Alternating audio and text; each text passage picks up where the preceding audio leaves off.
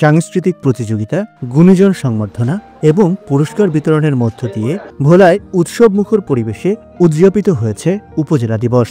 পল্লী কর্মসহায়ক foundation PKSF এর সহযোগিতায় সমৃদ্ধি প্রকল্পের আওতায় গ্রামীণ জন উন্নয়ন সংস্থা GJUS তাদের প্রধান কার্যালয়ে দিনব্যাপী এই অনুষ্ঠানের আয়োজন করে। ভোলা সদর উপজেলার প্রবীণ, যুবক, কিশোর কিশোরীদের অংশগ্রহণে অনুষ্ঠানটি প্রাণবন্ত হয়ে ওঠে। অনুষ্ঠানের অন্যতম আকর্ষণ ছিল 4 জন গুণী ব্যক্তিকে সংবর্ধনা প্রদান। সাংবাদিকতায় বিশেষ অবদানের জন্য দেশ টিভির ভোলা প্রতিনিধি ছোটন সাহা, ক্রীড়া ব্যক্তিত্ব হিসেবে মুনতাসির আলম চৌধুরী রবিন, সাংস্কৃতিক ব্যক্তিত্ব হিসেবে সঙ্গীত শিল্পী মঞ্জুর আহমেদ এবং সামাজিক কার্যক্রমে বিশেষ অবদানের জন্য আজিজুল ইসলামের হাতে সম্মাননা স্মারক ও সনদ তুলে দেওয়া হয়।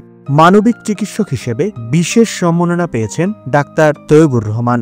অনুষ্ঠানে প্রধান অতিথি ছিলেন সদর উপজেলা যুব উন্নয়ন কর্মকর্তা তুষার কান্তি দে।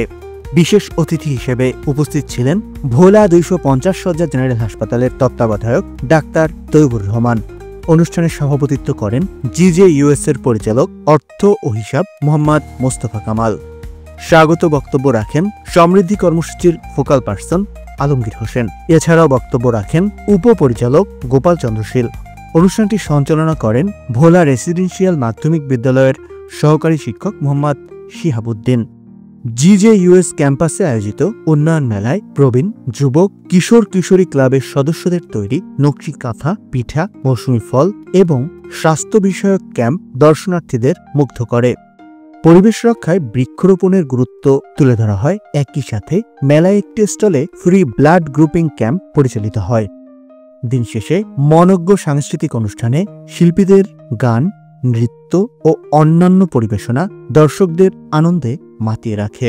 এই আয়োজনে অংশগ্রহণকারী প্রতিযোগীদের হাতে পুরস্কার তুলে দেন অতিথিরা, যা এই তরুণ প্রতিভাবানদের উৎসাহিত করেছে।